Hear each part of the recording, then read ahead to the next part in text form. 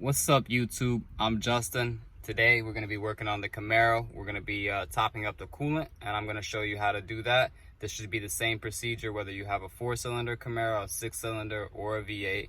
The coolant reservoirs are the same. My car does take a little bit more coolant. I have like another radiator in the car, dual radiators. But that shouldn't change up the topping up procedure. Couple things you're going to need. Let's dive into that. Alrighty, so the few things that we're gonna need our AC Delco Dexcool GM approved fluid. You don't have to use AC Delco. I went with the 50-50 mix. That way I don't have to mix anything. It's already mixed. Do not add water. If you get one that's just 100%, you will have to add water. The second thing is a funnel. You're gonna need a funnel just to not make a mess. And the third thing here is you're gonna need your manual. Now, one thing that I found really strange about this car is this line here. It's normal for the coolant level in the bottom chamber to raise and fall with operating temperatures and ambient conditions. Coolant will evaporate from the bottom chamber in normal operation. I've never seen any other sealed system where coolant just evaporates from the system. So you do need to check your coolant on this car pretty frequently. Why I check my coolant is because I pulled over after driving the car for about 6 hours and I heard my coolant kind of boiling. And to me, that's not normal. Coolant shouldn't be boiling. So I did check my fluid levels. They're kind of low, and I thought maybe I had a leak somewhere. But after reading this, it makes sense. I drive my car pretty hard, and I was driving it for about 6 hours that day, and I was driving it pretty hard.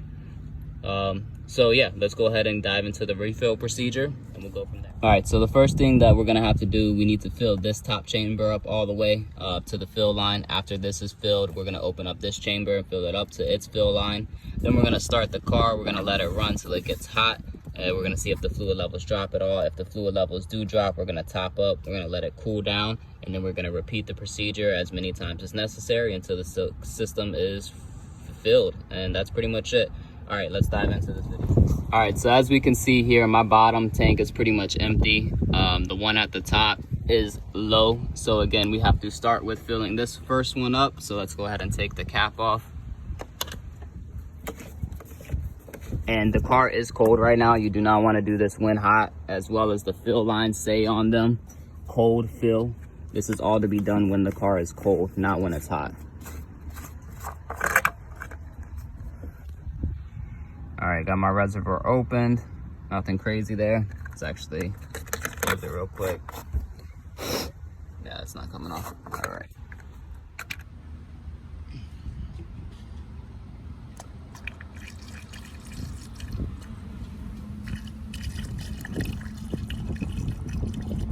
All right, and right about there is pretty much full for that reservoir. Let's check it. Cold fill right on that line. I'm happy with that. And now we're gonna move on and we're gonna fill this other guy over here. So I'm gonna close that. Actually, I'm gonna leave the cap open. Open the second chamber here. Move my reservoir over and let's fill up that guy. So I wanna see how high I need to bring it. So right here is where it needs to be brought. This line is the fill line. All right, so let's get pouring.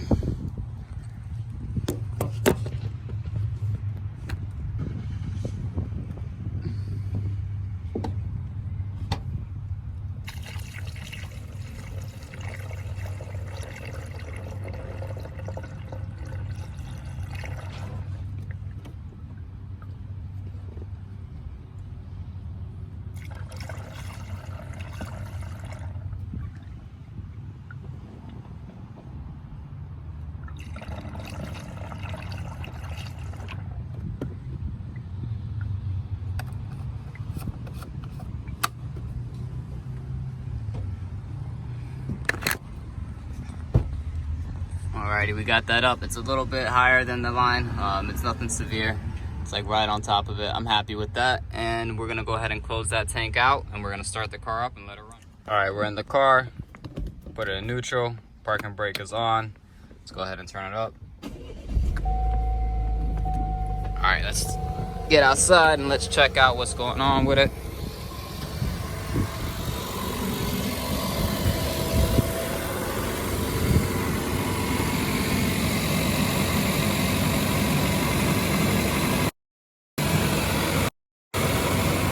All right, so the temperature is still climbing. hasn't really got up to operating temperature yet. As you can see, we're still waiting for that top hose to get hot. Make sure that no fluid drops down, and if it does, we're gonna go ahead and let it up.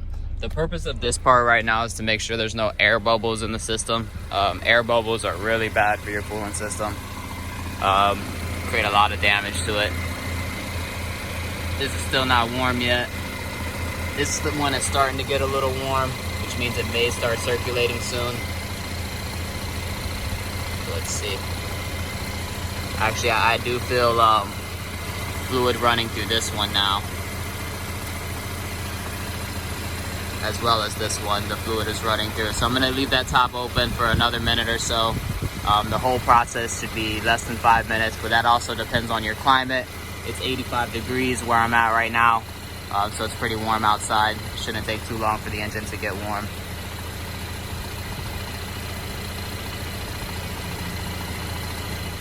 All right, we're up at temperature now. We're at the point where the thermostat has opened and the fluid is circulating in the car. When I touch both the hoses now, they both are hot.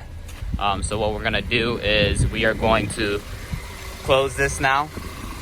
We're gonna close the reservoir. I'm gonna actually go ahead and pressurize it so I can feel the fluid running through here, and I can feel the fluid running through here.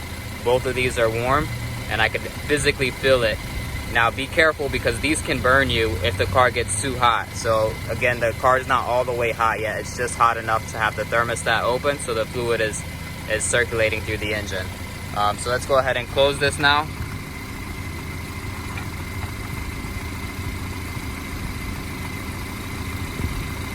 All right, so now we're gonna pressurize the system, and we're just gonna let it run again for about 10 minutes.